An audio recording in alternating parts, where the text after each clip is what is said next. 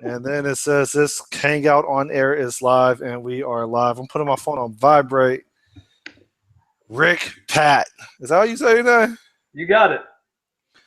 Oh, it's like I know of you, but I never heard your voice before, ever.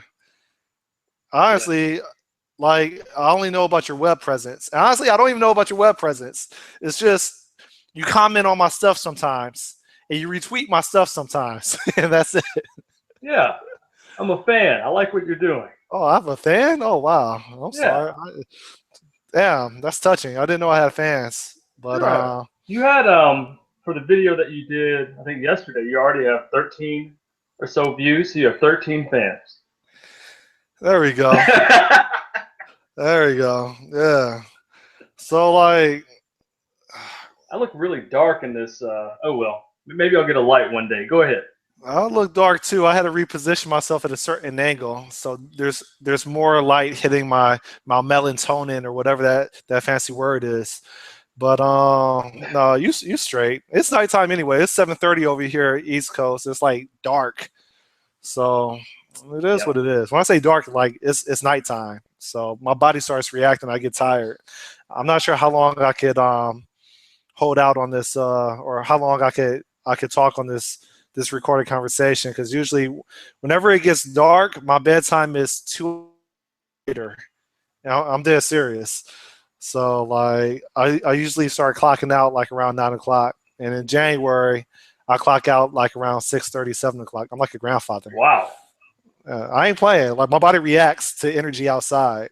So Yeah. I have a book I've been reading called The Power of When, and it speaks about chronotypes. So you sound like a bear. You're very much in alignment with the sunlight, and they're yeah. 40 to 50% of the population. So you're very normal.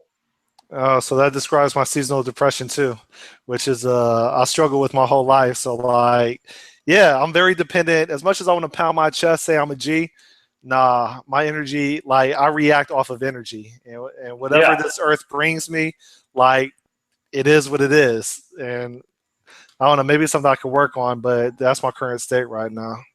We could talk about this the whole time. I do a lot of things with respect to improving energy, being healthier. I have to go to the gym in the mornings or do some kind of exercise in the mornings just to feel right. That's who I am.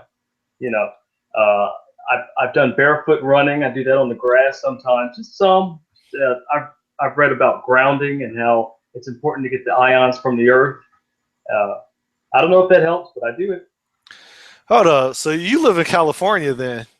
No, Okay, because that's what those hippies do over on the West Coast. Where you at? it'll spread. I live in Raleigh, North Carolina. Okay, my mother, she stays in Charlotte, wherever that is. I'm not sure how far that is from Raleigh. My boy Rocky lives in Raleigh, but I haven't talked to him in like 3 4 years. But You should call them. Research Triangle, that's in Raleigh, right? You got it. Well, Raleigh's part of the Research Triangle, even though there's a certain area that people associate with the Research Triangle part. I consider this whole area the Research Triangle. I thought the Research Triangle was like literally like an industrial park It of is. companies. Oh, okay. It is. I just broadened it. I'm like you. I'm being a little arrogant. You said that. I couldn't believe you. In the latest video, you said, I am arrogant. Or I something like that. am. I am. I think, yo, there have been events and occurrences that have happened, and as a result, there's certain things that I have been very insecure about that I usually overcompensate. And I'll just be honest. So like, I used to be treated like a retard back in the day, and so I really hit the books, and I really did some deep soul searching, and I advanced myself more than the average person. And so, I mean, there's certain things that I believe I'm ahead of probably 75, 80% of people. And like, yo, we can have a conversation about this, but Sure. sometimes I feel like I'm challenged only because of my shell, only because of my avatar. And I'll start unloading. I'll start unleashing my arsenal, and whatever type of inferiority complex that these people feel that they want to apply to me, I completely destroy that belief system. And yeah, maybe this conversation is already going taboo, but I'm dead serious, man. Like I'm destroying all that. You know, I recently I've been consuming a lot of Malcolm X talks on YouTube, and even though maybe I won't say most of it is hatred. He went through like for lack of a better term a metamorphosis. I wish I could say something similar, but he went from like hating a certain demographic of people to traveling the world and then realizing that what he was taught, those are actually his brothers. But there's some things that he says that still resonate to this day as we watch current events at CNN and Fox News. But anyway, yeah, there's certain things even in my career that I scratch my head and I say, really? Now, if I look like somebody else, would they really come at me like that? And the answer is no, they wouldn't. So I am arrogant, and there's reasons behind it. And I think a lot of people, I'm sorry, I'm talking like a lot, but I think most people's personalities, man, it's a product of what they had to overcome or what they've been experiencing, flat out. Yeah. Well, so I've been listening to a lot of positive thinking material, like Bob Proctor's material. So I certainly can respect that you are focusing on your self-image and making it stronger in response to what you feel is an environment that's hostile. Are you able to hear me okay? Yeah, now I can. I miss like all I heard was something about an environment that's hostile. It started going in and out before that. Okay.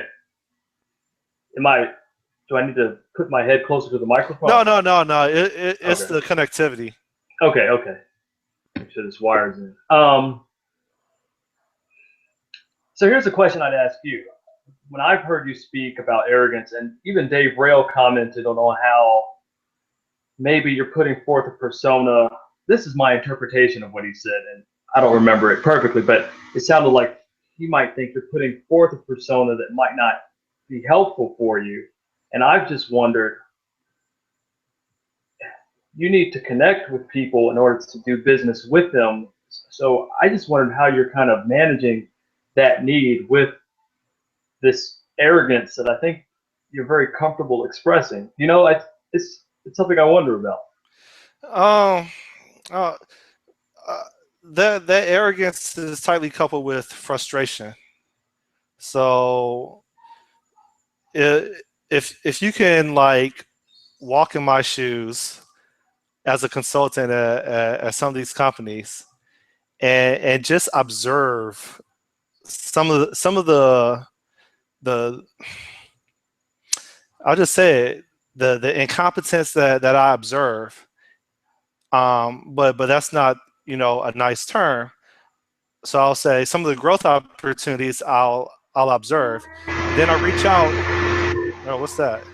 I'll reach out and try to help, try to provide guidance, and all of a sudden, like I'm treated like a redheaded stepchild. Like that does something to a person. Now, Yeah. what I call that is you're trying to put someone in their place. Okay, when they treat you like grown folks are talking, like I feel that energy, and I used to like I used to just accept it. You know what I mean? That's when I had like an inferiority complex. That's I think I'm always a product of society. It's just now I think I'm starting to choose how I want to respond versus the default response that's been programmed into me. And so, yeah, I remember what Dave Rail said, and so there's a thing, right? I think I think we could be whoever we want to be. All right. Yeah. there's part of me that is myself, and then there's part of me that really wants to break out. Um, when I go out into public, you know, um, uh, a lot of my presentation, a lot of my behavior is suppressed. Why? Because society has programmed us that you really can't act out on your emotions. You really can't tell people what you think, and so there's a lot of suppression. I bet you, I don't know you personally, but I bet you when you're with friends and family, and when you're at the neighborhood bar, um, amongst a certain demographic, I bet you talk differently compared to the way you talk when you walk into your 9 to 5 and you're surrounded by another demographic. I guarantee that. I do, right? Sure. Um, when I'm surrounded by white folks, I talk white. That's what I've been told. You know, I mean, when I'll bring my girl to certain events, certain social events that's essentially Anglo Saxons, she'll tell me I talk differently all of a sudden. If I'm with my boys, if I'm back in Cleveland, you know, I'm back on my strip. I behave totally different. But I mean, I react to my environment. So it is what it is. Something that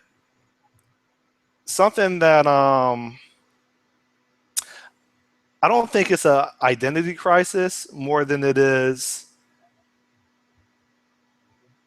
I want minorities to realize that you you can still be who you are.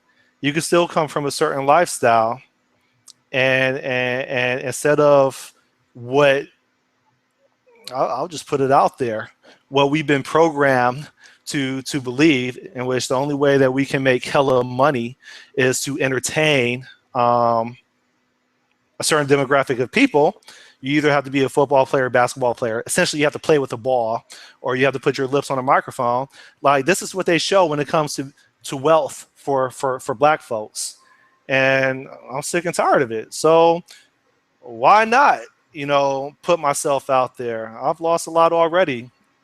There's not much else I could lose in life. I've experienced enough already. So why not like just spread myself all over? And for teenagers, for kids that do find that they have something in common with me, then maybe they can see a different method of making money.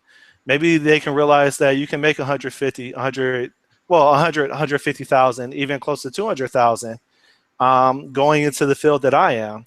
And you don't have to sell your soul to the devil. You can still have humble beginnings. And I guess what I'm doing is I'm kind of putting myself in the public spotlight now, because if I don't do it, who will? And the majority of, I don't know about you, but my babysitter was a television set. Okay. That's what raised me. Okay.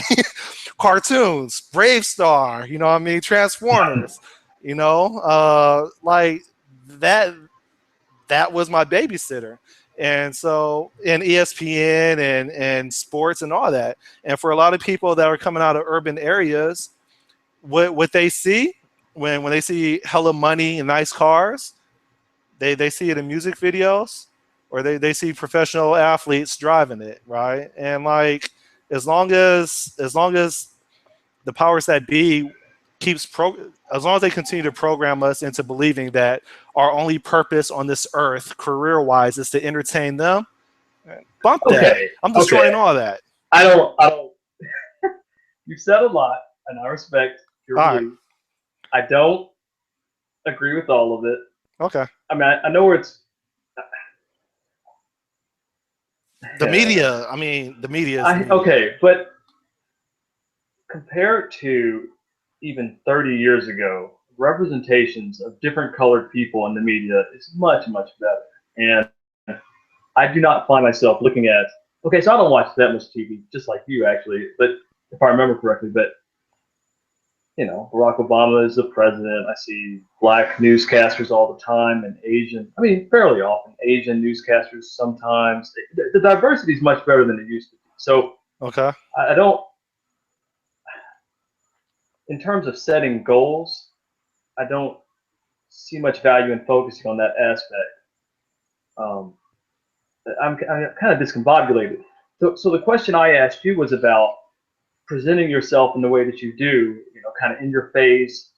I mean, I don't want to speak in that exactly the way, but some of That's that. not like that. I don't think so. It's not. It was the wrong phrase. More. You see how I talked to Jeremy Bites?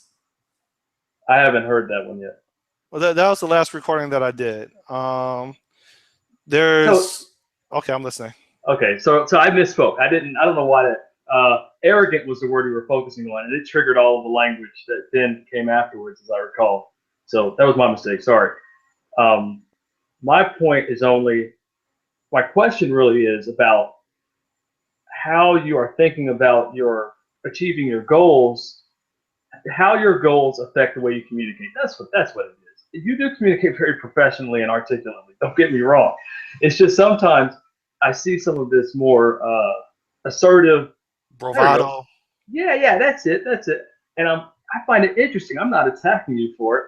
I'm like, he is positioning himself as a very special person in the IT world. I do not hear anyone speaking like you. Maybe I'm just not, Well, how many people look like me? Well, that in the IT world. Did you hear the Dave? Not that many. I get it. Trust me, you look similar in some respects. Although your nose is more European. But yeah. But did you hear the talk that Dave Rail did with the individual? I forgot to check his name, but it was a recent one, maybe the most recent one, with a gentleman from Microsoft, African American guy, very energetic. Did you hear that one? No, I didn't. Honestly, I never listened to the episode that was published, the last episode that was published with me on this show, because I was disappointed in the way I represented myself. So I won't say I boycotted this show because he didn't do anything wrong. I was disappointed in myself because I felt like I was acting like a victim, and I was acting like a little girl and not manning up. And so I kind of stopped listening in. I was on the Google Hangouts with Dave Rail and his Patreon subscribers earlier today, and we were talking. But no, I didn't hear the gentleman from Microsoft. No, I didn't listen to it. Yeah, it's easy for me to find. I don't know if you're going to publish this video, but I'm curious. Oh, this is live. Yeah, I saw that. It came up on the Hopefully I don't get any hate mail from any militant people who say Scott Nimrod is not arrogant. Okay. No, I mean, okay, I'm listening. No, I'm the one messing this up because I'm looking up the guy's name. He was just such an interesting figure to me. He also is special. He has so much energy. And what does that mean? What does special mean? Because special to me means like retarded. Like, what does special mean? Oh, no, I don't mean it at all. I mean, okay. so to tell you, no, I don't like that one either. For me, when I listen to a lot of Dave's podcasts, it's hard for me to stay attentive. Okay, because people speak in a rather monotone way, and that's just the way I am. But you and Linda Rising, Donovan Brown was his name. I love that energy. Bob Proctor, Tony Robbins. One of the reasons why I'm into these people is I am a big fan of that kind of high energy, charismatic speaking style. Now, you're not obviously at that energy level. Some people are going to hear my speech as being high energy, and that's cool because that might be part of my career future. But my point is that in Donovan you hear someone who is black, who he's choosing to speak in what I hear is it's a smoother way, right? That's his choice. And your choice is certainly smooth at times, don't get me wrong, articulate, very knowledgeable. You know a lot about programming that I do not. I'm more of a data scientist. But yeah, you are choosing at times to be, as you said, show some bravado. And I thought, wow, that's cool. I wonder why he's doing that.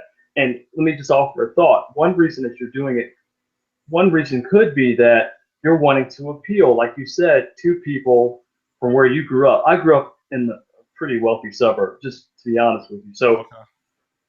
yeah, you're going to appeal to people who will hear your speech and identify with it. And I think that's very important. Yeah. I mean, it's not the first time where people have where people have gave me their opinion of, yo, you should you sound really try hard, and that's not what I want. That's not what I want to come off as. But like back in the day, I mean, it's really not back in the day. Recently, I used to like I'll keep hearing things in the background. I used to like really care about what people thought about me, and like I felt like I was imprisoning myself because I cared so much about how other people perceived me. And I realized that no matter how much I try to groom myself to be a likable person for people that I respect and other people that I don't respect, but I just want everybody to like me, I learned that I was really selling out myself. I learned that, yo, I'm not the same person that I was 5 years ago. 5 years from now, if I'm still breathing, I'm still not going to be the person that I am today, right? Right. I'm going to keep evolving, or if something happens to me, if I face something traumatic and I can't man up, then I'm going to start digressing, for lack of a better term. Um, but it's gotten to a point, and I think I've gotten to an age where, and I could say this with like honesty, I am confident with who I am, um, intellectually and professionally. Okay. Now, you sent me a message because it appeared that I dropped the F bomb. And I was like, no, I said, what the freak? But when I watched the video, it sounded like I dropped the F bomb too. And honestly, I only curse when I'm around myself. I don't even curse in front of my friends, right? Okay. Uh, but something that I'm really curious about, are you familiar with Simple Programmer, John Sonmez? I've heard the name and I downloaded the podcast that he did with Dave, but I haven't played it yet. Okay. He used to he's probably like, Scott, keep my name out your mouth. I'm sorry, John. But like recently he's been him. Like he drops F bombs. He the way that he presents himself in front of his 48,000 subscribers. He goes up like 500 subscribers, I swear, like every 2 weeks. The way that he presents himself, I honestly believe is who he is around his friends. Yeah. Okay. Um, and so you sent me a message like, This was a private message, by the way, but go ahead. well, you said something to the notion of, I'm curious if the way that you present yourself would be, and this is me pretty much butchering what you had said, but the way I interpreted it was, I'm curious if the way that you're presenting yourself, especially with your vocabulary. No, I didn't say Okay, vocabulary. tell me. I honestly, I don't remember. It was somewhat impulsive, but I thought you had said the dropped the F bomb, and I thought I'm going to ask a question Okay. to see about its impression management, to see how what his thoughts are about impression management. Okay. So And that's really it. this Again, this I is see where you. hear me out, because this is where we're going to get into a fist fight. It's not because of anything that you said. We brought up the race car. We're gonna bring it up one more time, okay? Now, I Oh, bet boy. you. No, just hear me out for a second. Um, it did sound like I dropped the F bomb, which I was really surprised. That means that, because there's no one around me in this room, right? And so again, when I think out loud, and even when I'm driving, I probably say WTF probably a dozen times a day here in Miami. All right. But again, when I'm in front of friends, and of course, like within a business setting, like my whole vocabulary is different, right? But what's the difference between it coming from me versus it coming from anybody else? the same audience that would scrutinize me because of a YouTube video in which I'm producing content, in which, believe it or not, I am actually trying to help people. I'm recommending books. I'm teaching how to do TDD, right? I'm sharing what I've learned with F Sharp. Yep. What is the difference when I accidentally, or even if I purposely did this, you use a term that mankind has deemed inappropriate, regardless of context? Okay, is this audience an audience that has only watched G and PG rated movies? Is this audience an audience that has never owned an album that had parental advisory on it? Like, who is this audience? Does this audience, I mean, do they watch R-rated movies? Do they watch primetime shows in which, you know, the S word is dropped and people get shot up? Like, I feel like there's a double standard. Okay, now you're looking at me. You're talking to me, right? What is the difference between the way I come off, the way I present myself, versus the goddamn dude that's running for president right now? This dude brags about grabbing women's What are we talking crotches. about? No, we're talking about we're talking about the way one may represent themselves, and could it hurt them? But are you really? Okay, I gotta be honest with you.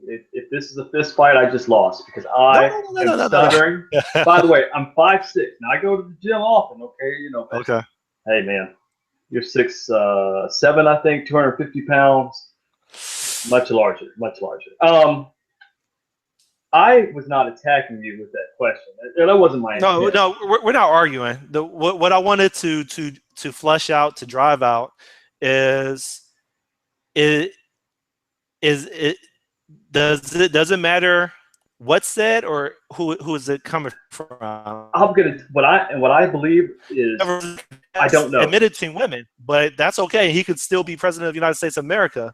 But little on me, I might say things that may not be as professional because I'm based on where I come from and where I look like. I have to be light years ahead of people that have the same skill set, or they're supposed to have the same skill set. So I'm saying, like, is it really about what I said, or is it who it's coming from? Well, that's not what I was asking you about. Because you know it was only about you. It wasn't about comparing. How can I put this? You know what you look like. So I was asking about your thoughts with respect to impression managing given your image. One possibility is that, and I think you're saying this, I'm choosing to be relaxed in front of the camera, be myself. And I'm confident it's going to help me achieve my professional goals, which I've heard you say are great. Like you want, I do too. You want to make a nice amount of income and be able to relax on the beach, if I remember correctly. Yep. And I think that's a beautiful goal to have, because you'll get there by serving a lot of people. I mean, that's just what I believe about wealth, and that's a product of the material I've been reading. So, yeah, for all I knew, you were trying to become a celebrity, Scott. I mean, like something like an IT celebrity, and you might go in that way. And it's one of the reasons why I was excited about having this conversation, because I see that potential. You don't have that many views now, but because there are so few people in the IT world speaking in a way that's, let's say, challenging, that sounds authentic and challenging, you may acquire a lot of, may be very appealing for people. I used to want to be a thought leader, and I guess there's part of me that still wants to. I used to also want to be a MVP for Microsoft. Maybe there's still parts of me that want that, but it's not as bad as I used to. Like, I've been, there's things that have happened to me within the past, like, 24 months that really caused me to do some deep soul searching. And I mean, I've come to the conclusion that I've been a selfish bastard my whole life. and I haven't really been happy about that, right? And so lately, I guess I'm flipping the script. I want to live for something greater than myself. And so my right now, it could change, but I think it's unlikely right now. And maybe I'm not the ideal role model. I I want people that can identify with the background that I come from. I want them to come into technology. I want I want them to conquer IT. I don't. I'm tired of seeing only one demographic always being shown in the media and being saluted. Right, that's great for them, right? But I think it's kind of unfair where everything that they're on, it pushes the world forward, and they're respected for it. The only thing that we're respected for is entertaining them, and people don't want to talk about that. But I want to bring people into other parts of. I want to introduce new careers to people. Period. Okay. The way I was brought up, I didn't know any doctors, right? I didn't know any affluent lawyers. I didn't know any engineers.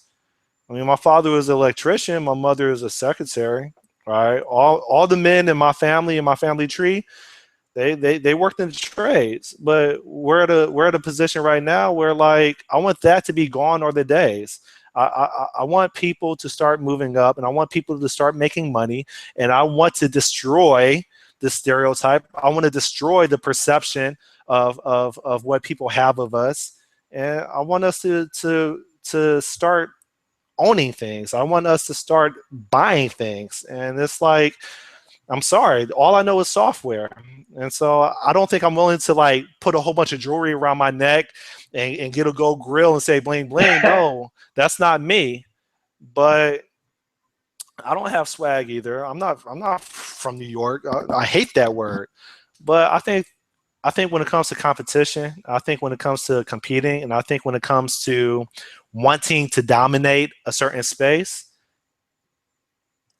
I think I could represent that because those are things that I'm very attentive to, and that's it, man. And I might suck at trying it, but who else is even trying? And that's all I'm saying. Awesome. Yeah. I'll just clap. Where's my Emmy? Where's my Golden Globe? You know?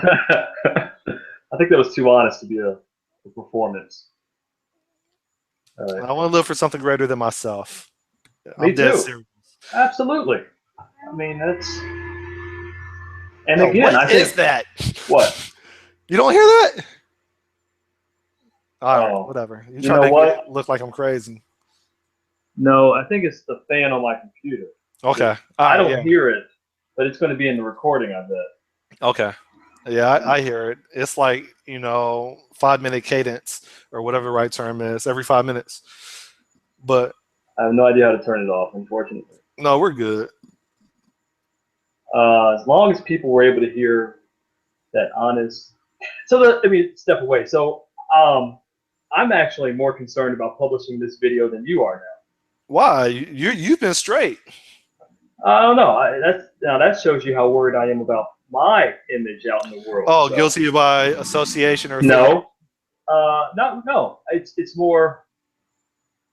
It's just the fact that we've touched some hot button territory, some hot areas. Now, I'm hearing that voice that says you're not supposed to talk about these topics. You know what? What happens when you don't talk about it? Nothing happens. Nothing.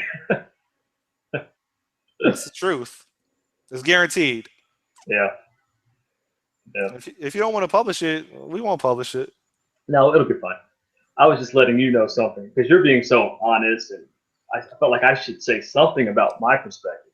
I mean, like, dude, I'm 35 now. Like, hey, me too.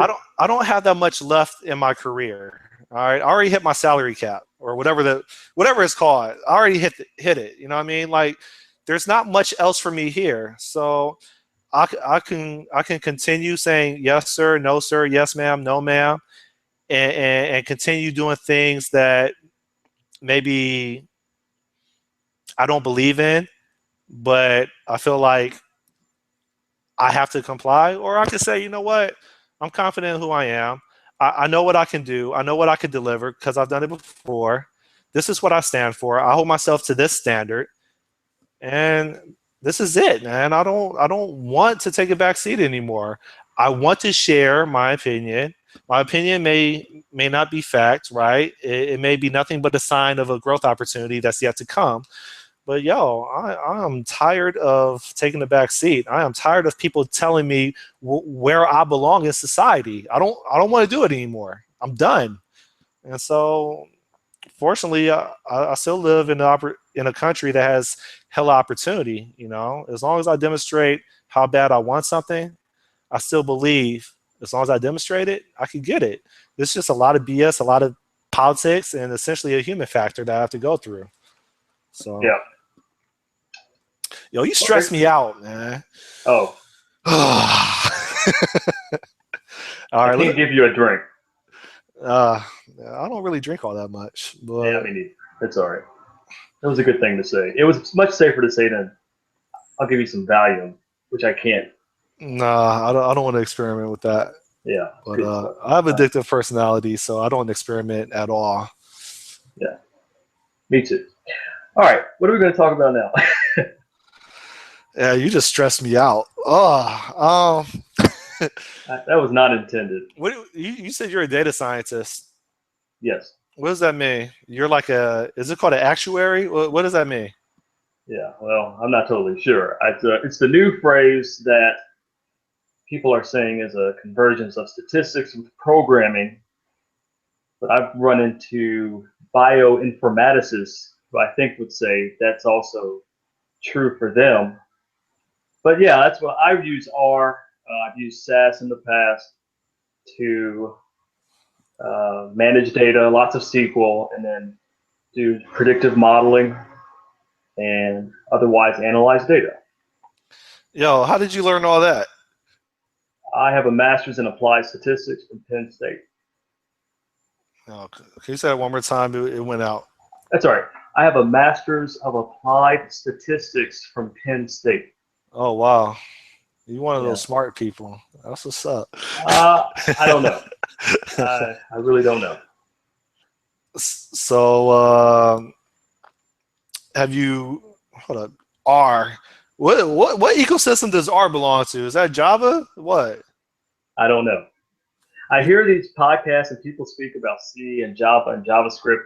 I go to .NET user group meetings and I'm ignorant of a lot of what gets discussed. So I think it's correct to say that R is not in any of those ecosystems and is instead its own container. It is itself programmed in something like C, I think, but it's a statistics focused, maybe package might be the right term, even though you load packages into R. I don't know. Will you enjoy it though? Is this like what you do? This is what I do. Do I enjoy it? Sometimes. Now, here's where I really am getting into dangerous territory. I'm thinking I need to do a lot more interacting with people. I love this. I was attempting to be helpful in my conversation with you, but it You were stressed you out. helpful. Well, it stressed you out. Oh yeah. But, you know, Well, I mean, I think anytime, yo, you know this at work. Whenever you try to help people, they become defensive. yeah. That's unfortunate, right? And maybe that was an example that I just demonstrated. See, or I slapped myself on the hand. So Way to punish yourself. Yeah, so longer term, I am thinking a lot about goals. You keep hearing me bring that up. It's because it's on my mind. What am I going to do with myself? How am I going to help people? And yeah, how am I going to earn a nice amount of income in the future? yo, you're a data scientist. You guys already make hella money. I'm doing well, but I would like to do better, and I would like to do.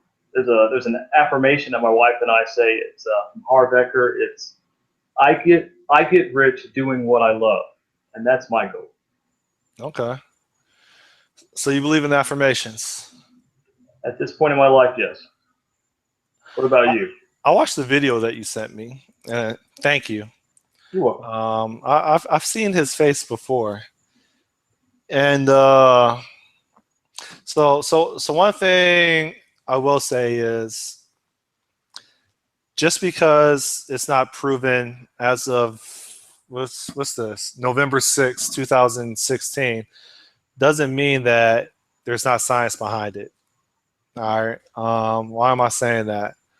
Because there has been measured results of things that we just don't understand that appears to have a pattern, right? So, for example, the placebo effect, right? A sugar pill, or if it's not in the form of oral, oral, uh, then it's we gotta edit that out. Some type of shot, syringe, etc. Um, like, not everybody, but there's a certain percentage of people that respond to an illusion with no substance, right? So I'm saying all this because I do believe that there's something to thinking positive. Um, there's something to being to focus on what you want and wanting something so bad that you really do commit massive and consistent action. Right. There's so many people saying that there has to be some truth to it. Uh, you say the same thing about prayer too, but prayer is really based on faith. And the definition of faith is essentially something that you want really, really bad that has nothing to do with facts. It's something that is going to improve, something that's going to satisfy your interests. And so I'm not really a fan of faith because it kind of discriminates against truth. But anyway, that's me. What you have faith. You are acting in ways that you believe will bring about the goal. You're persisting. This is also from Bob Proctor, but persist. No. Actually, this is from a guy that greatly inspired Bob Proctor. I can't think of his name right now. He's from the 50s. Nightingale. That's his last name. Earl Nightingale. He says that persistence demonstrates faith. So you're persisting. You have faith in something about the future. I came from a really religious family. Really religious. And I think it's healthy. It contributed a lot to what I know about society. But there's also some things that I think is silly, and maybe when I'm diagnosed with something horrible, or maybe if I get into a horrific accident, then maybe I'll revisit what I was taught from childhood. But why am I saying all this? I don't know, because I wasn't trying to have a religious conversation. Oh, no. But you decided to pounce on the term faith that I mentioned. And so I think there's a difference between faith and conviction, right? I think there's a difference between faith and confidence that if you keep going hard, sooner or later, it's going to fall into your arms. I think faith is just you really want something to happen. And usually when someone has faith, it's usually to some higher source, right? And it's not really action, it's just them really wanting it and professing it, but not really working in harmony with it. But I don't know. I'm a self-improvement junkie, and I don't know, man. What changed my life, and maybe if you haven't done it, I'll strongly recommend it. It changed my life. It changed my perception, and it made me believe that I am, in the words of what's his name, Proctor. What's his name? Bob Proctor. Bob Proctor. I was going to say Procter and Gamble. In the words of Bob Proctor, I am God's highest creation, or whatever term that he used. Yeah. Right. And so you do a marathon. Have you ever done a marathon, half marathon, anything? I used to run cross country. I was 25 pounds lighter, but I have not run a marathon though. Well, a half marathon is probably very similar to cross country. I don't know. I don't know anything about cross country, but I've done a half marathon, right? When I moved to the state of Florida, that was one of the for lack of a better term, um, events that I wanted to, I can't think of the right word. That was something I wanted to put myself through. That was somewhat of a symbolic baptism for me to turn a new chapter in my life. And what running a half marathon taught me was, as long as I put one step in front of the other, in front of the other, in front of the other, as long as I keep doing that, I could cross the same finish line that the person in first place crosses. Yeah. Period. Right. And it's just you keep going, right?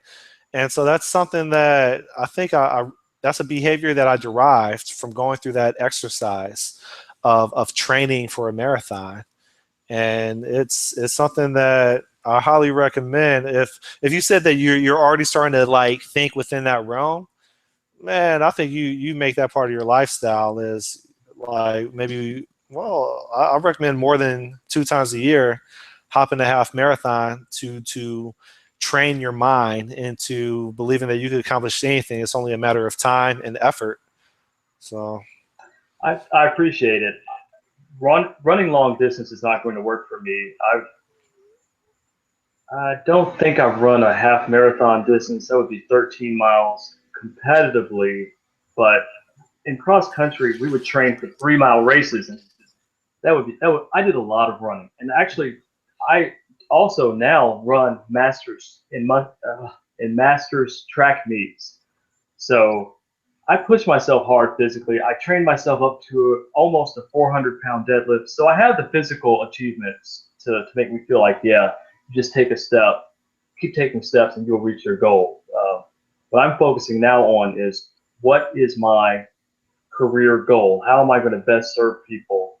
And like I said, get rich doing what I love. does it have to be a career? In order for me to make money, yeah, I would put that in the category of career. But I I thought I was volunteer too. retired. I thought I was retired like 3 years ago. I made hella money in a third world country.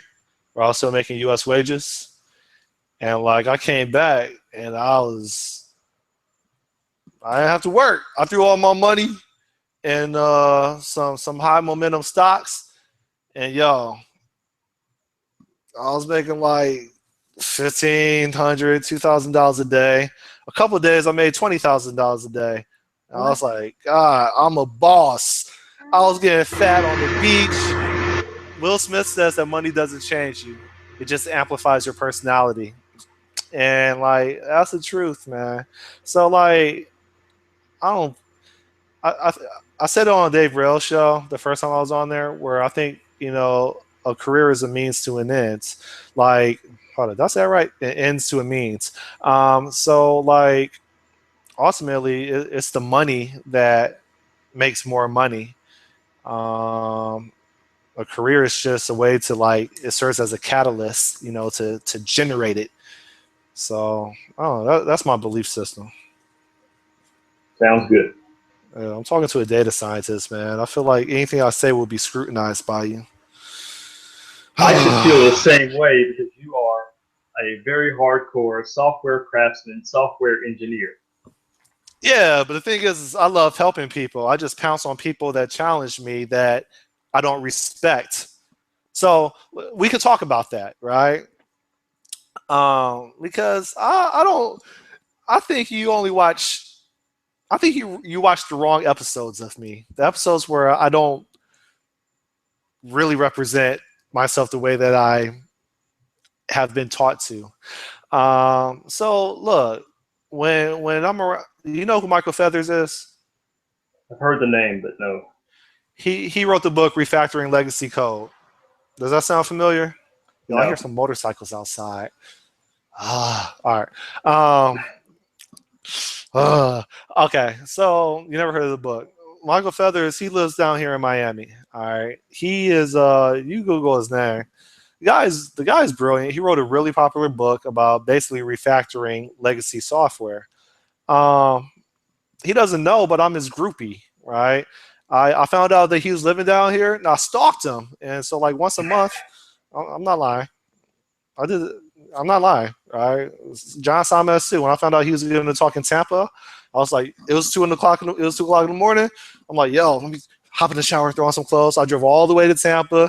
I got his attention. I held him hostage for about an hour, just talking to him to death. But I mean, yo, when I'm on a mission, I'm on a mission, man. It's like, but anyway, when I'm around people that I know I have everything to learn from these people, like I keep my mouth shut and I listen. You know what I mean?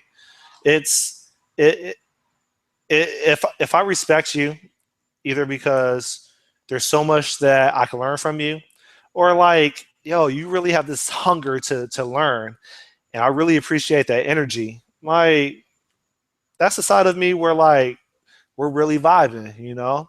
Right.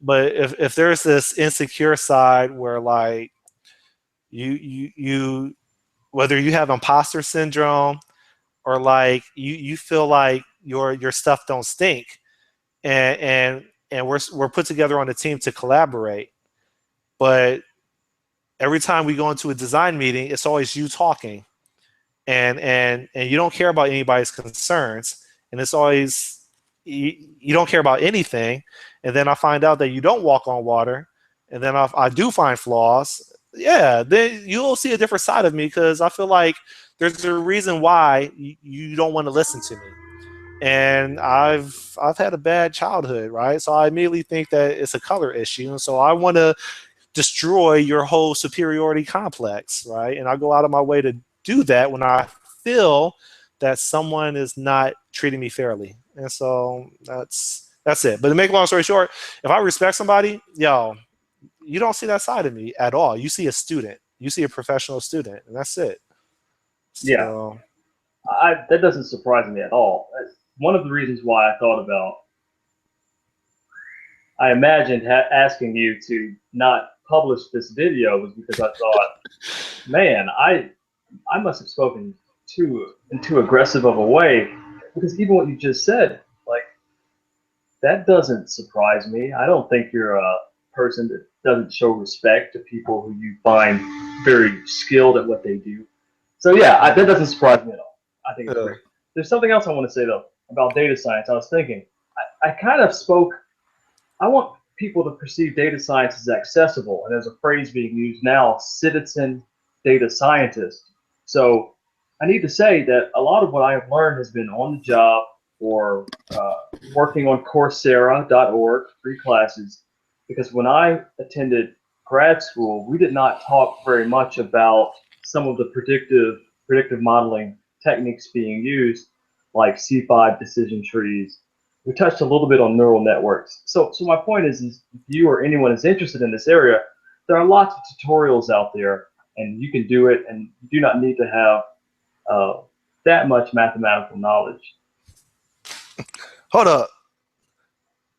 Is some of this like AI or machine learning?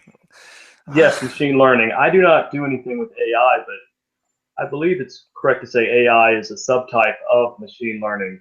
I thought machine learning was essentially a rebranding of AI. No. See, look, I don't know. There's my ignorance. I don't know. I mean, I don't know either. But so here's the thing: is like you look at my presidential library. I got books on almost everything, but there's a reason why I struggle in discrete mathematics. Um, there's a reason why I bypassed calculus and took a whole bunch of accounting classes. My mind is not built to crunch numbers unless I'm counting my own money. I'm really good at that, right? And so I'm saying all this because in regards to machine learning or being a data scientist, I feel that you still have to have a thorough understanding of statistics. And you need to, I don't know what you call that little shape like this. What's that shape? It's not a bell curve. Is it a bell curve? Are you talking about a sinusoidal curve? No, man. Where you have what do you call it? What's the little what's a little curve in which we start talking about standard deviation and all, outliers and all that Oh, stuff? that would be a bell curve. Okay. So that would be a normal distribution. Yeah, yeah, the normal distribution, yeah, that stuff. I don't understand any of it. You know what I mean? Visually, I understand it, but when it comes to like crunching down numbers, man, I get lost. And so it sounds like you're saying, oh, you don't have to worry about the math part, but you do, right? To some extent, yes. Um, I, I would need to think about that more to give a better answer. But yeah, to some extent. Yeah, I mean, I just remember like in my stats 1 and 2 classes having to memorize all these formulas. And the thing is like for me, formulas are should be logical. Like when I say formulas, like I mean like the way to calculate some result. You know, the formula for energy, the formula for mass, the formula for acceleration, the formula for anything. When I read those symbols and x divided by y multiplied by something to the nth power, like that stuff does not make sense to me at all.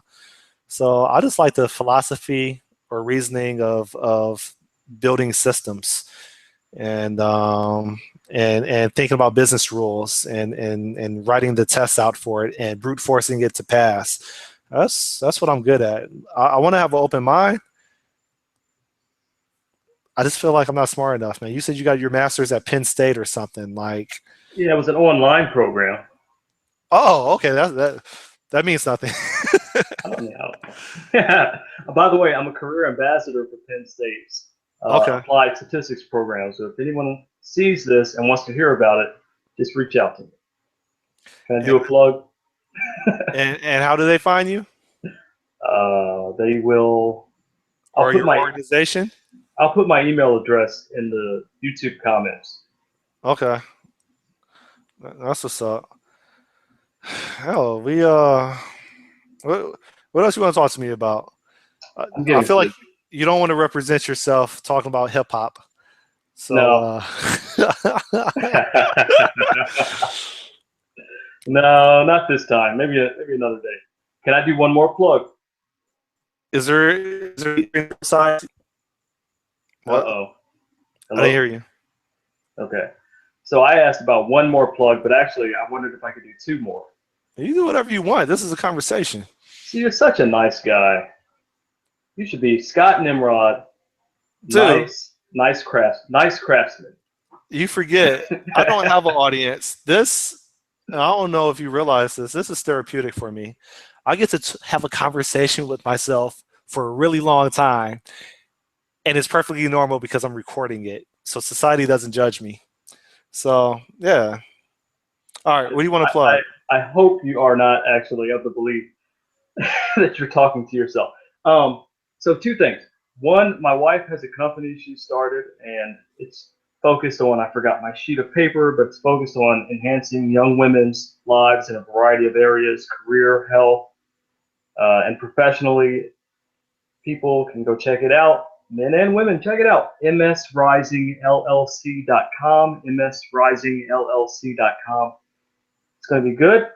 And then the other thing is, if anyone hears this conversation and thinks, wow, I want to talk to Rick, it might be difficult, but I think it would be a growth opportunity or we'd have fun, reach out to me because I am thinking about a future of some kind of coaching and I would love to have the experience. Coaching what? Life coaching, career coaching. Okay. So that means that yo, unless it's currently under construction, you gotta toss me that information so I could toss it in the description or something, so that all 13 people can see it. So Only 13 for now, but yeah, I'll do that. I'm gonna keep pumping it out. I don't know, like do you, do you talk to anybody that's like public facing within software engineering that like they're really popular when it comes to blogging or videos or anything like that, and they have like a huge following, like over 5,000.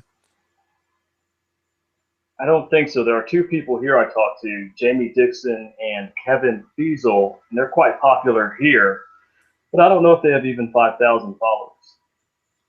Uh, um, I don't know.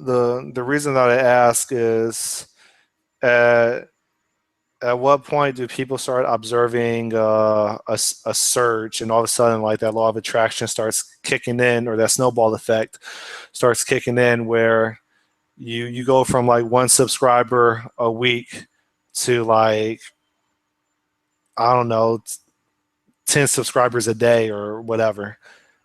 But yeah, I'm Well, curious for the people that are out there, and they have had success in whatever message that they've been delivering. Like, after how many episodes, or after what event or series of events did the snowball effect actually start taking form? So well, let me ask you something. Didn't Dave Rail say to John, who was he talking to? No, he said to you that he was talking to, I think, John Sonmez, and John Sonmez gave you props because you were doing so much in social media.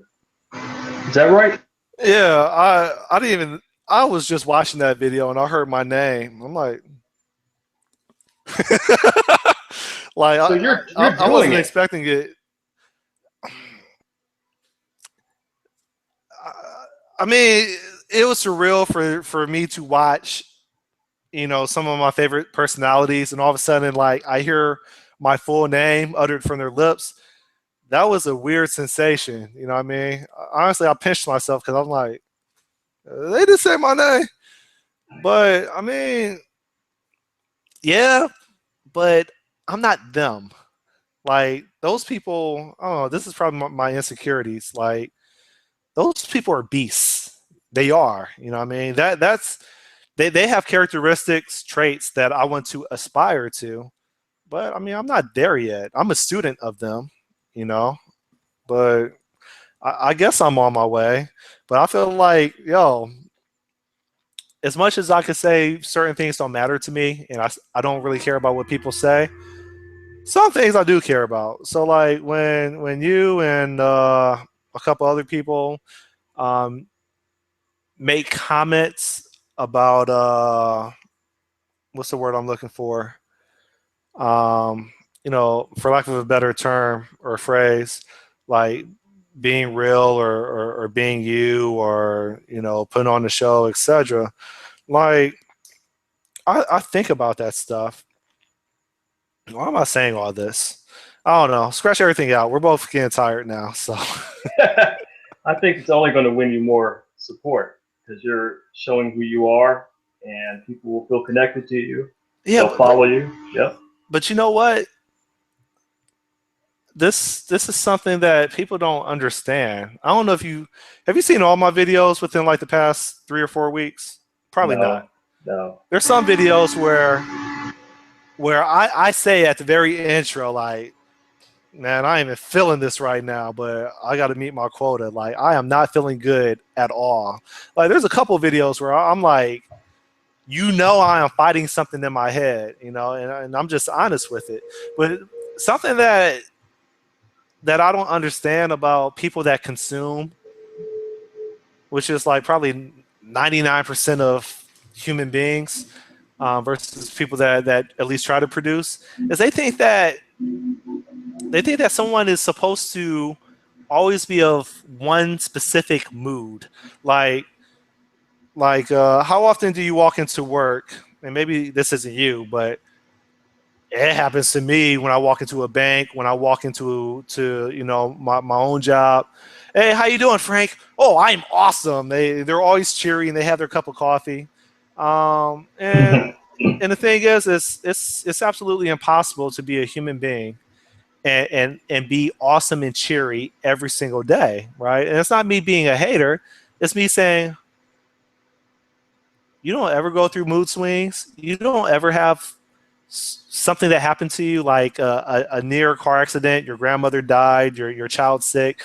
Is everything always peachy, right? And the reason why I'm saying all this is, maybe sometimes when people read one of my comments, or they hear an audio version of me, or they see a YouTube video of me, maybe you're observing one of my mood swings. Maybe you're observing, uh, something that disturbed me, and like I'm in a funky mood. But that's okay. That let me think. Let me think. Trying to think. Who's in the public eye?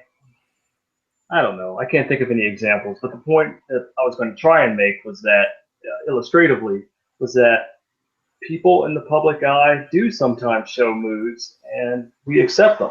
It's just the way they are. Because we're humans, we also have moods. Yeah. It's no big deal. All right, good stuff.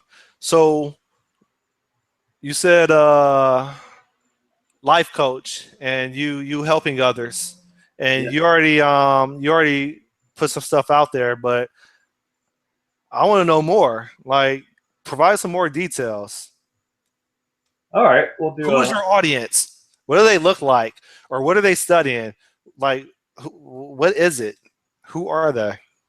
at this point, I'm wanting to just have more conversations with people, anyone, male, female, no race doesn't matter. Um, yeah, I'm wide open in that regard. Their studies don't matter. No, but here's what I think.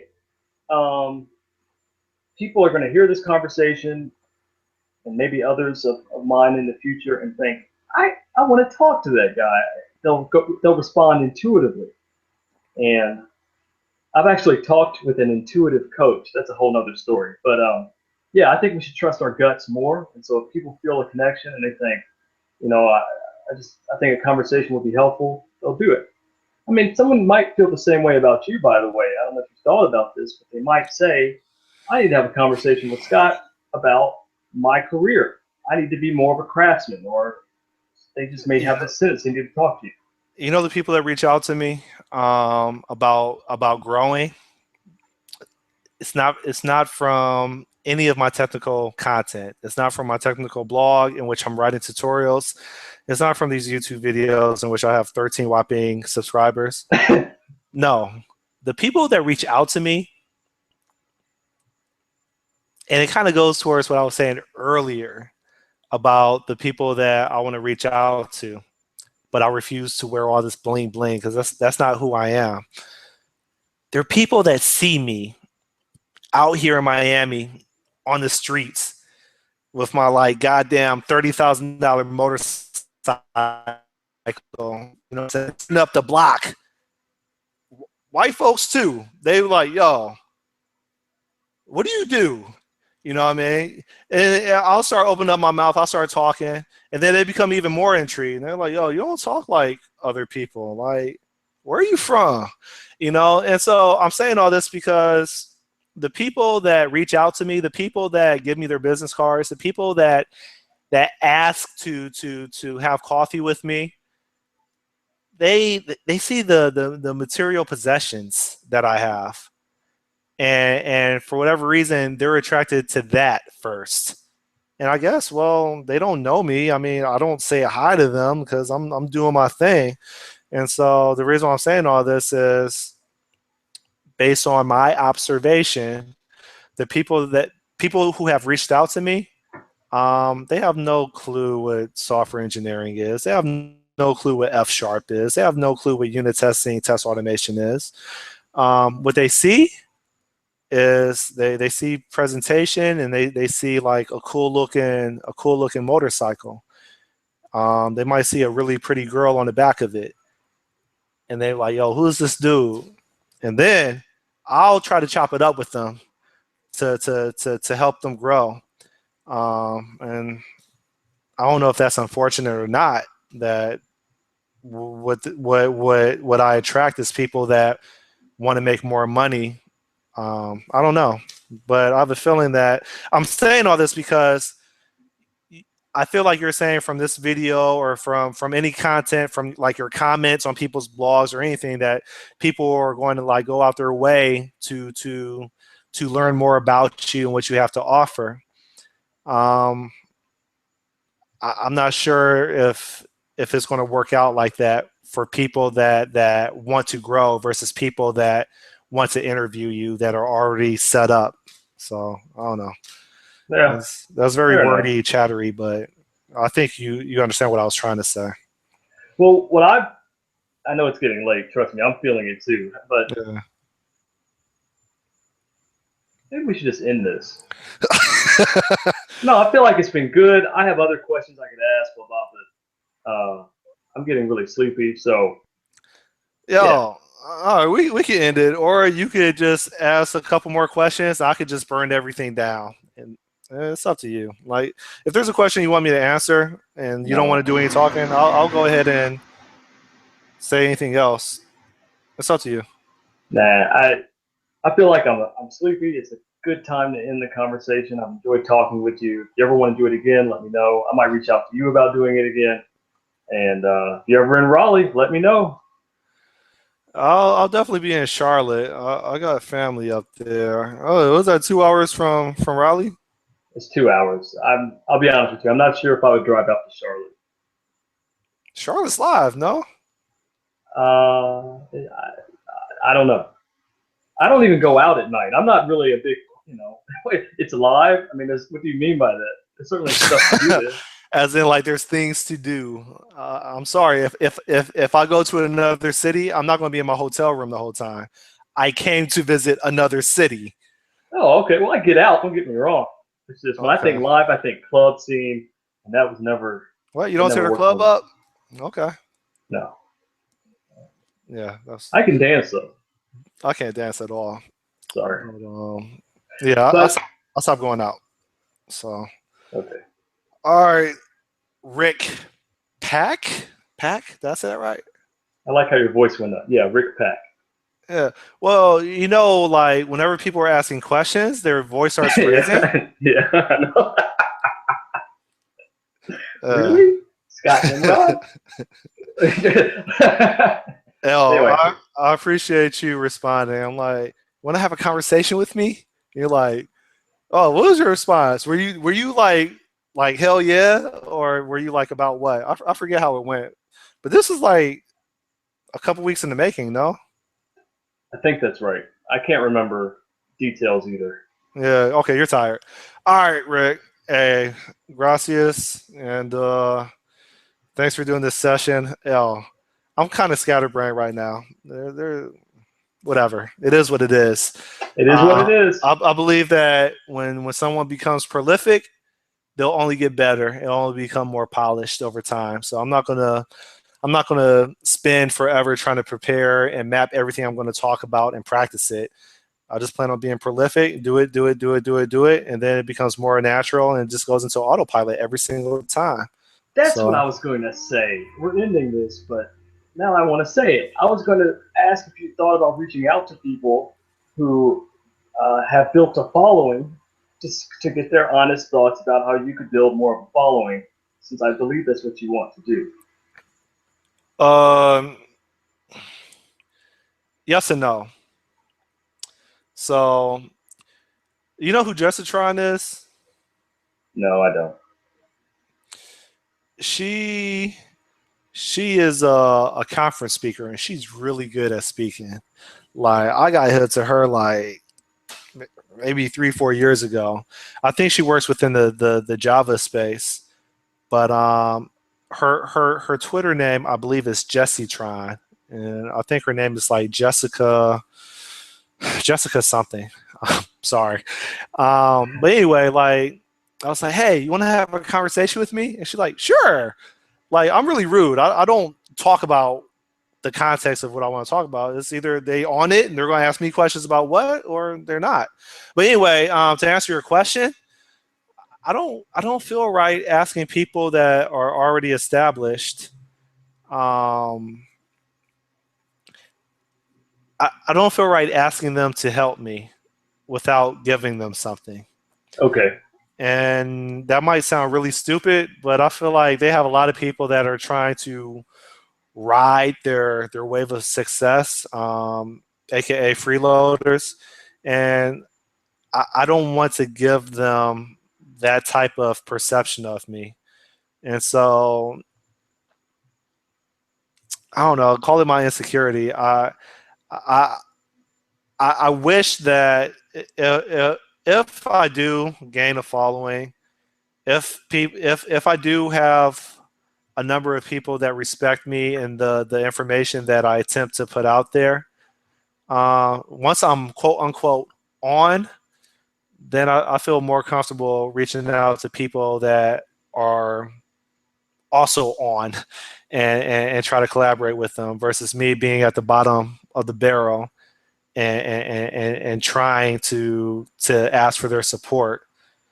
I feel like there's 1,000 other people that are soliciting them. So That's probably true. I mean, it might be true, but John Sonmez mentioned your name. John Salmez knows who I am. Oh, okay. So why I would told you? you I held him hostage at Code Camp in Tampa, Florida. Or was that Code Camp or Tech Ed? It was one of, I think it was Code Camp. I held him hostage. I ain't let that man go. I kept on talking to him to death. And so that's what I do. But I mean, the difference is that was in person. And I mean, I did the same thing to who's the other guy I stalked that wrote Refactoring Legacy Code. I I forgot. his name, Michael Feathers. I did the same thing to him. So when it's in person, that's different. But if it's all like, you know, electronic, like who am I? One person, one very popular person, and I actually suspended my Twitter for like 2 weeks because I felt bad. I let this person pretty much dictate my online behavior. And I was reaching out to him, and I was including him on my tweets, and he sent me a inbox message like, "Yo, Scott, I would really appreciate it if you kept my name out of your messages." I was like, "Okay, I'm sorry, it won't happen again." Oh, And wow. he was like, "Thank you." And the thing is I do a lot of ignorant stuff, right? I used to pull into my parking lot, my garage. You know, I live in a complex. I used to pull into my driveway going like 50 miles an hour, and I never thought about anything. I never thought about any kids jumping in the way of my bike. Nothing, right? Until someone wrote some nasty um, posted notes on my motorcycle threatening to call the police on me. So a lot of things that I do, I don't realize it's a nuisance until someone brings it to my attention. So yeah, that person, he's very well known, and he put me in check. And I mean, I can't get mad at him. It's just I was kind of embarrassed. So maybe I could blame him. Because of him, I don't reach out to these superstar thought leaders within software development because I'm scared they're going to make me feel really bad about myself unless I get to their level. So Okay. Well, I respect that, and that's where you are right now. But you said you're going to remain prolific. You're going to keep producing material. So who knows what the future is? And yeah, I admire your courage. Definitely. thank you. I appreciate it. And thank you for being very supportive. And so you left a couple comments on my blog and on Twitter. And I want to be on .NET Rocks November 16th All right. on there. Great. I represent myself really well on there. So I'm sure. I do. I'm very humble on that episode. So all right, Rick. I know you got to get back. So thank you. I'm hitting the stop broadcast button. You can choose to hang up. I'm hitting it 3, 2, Good 1. night.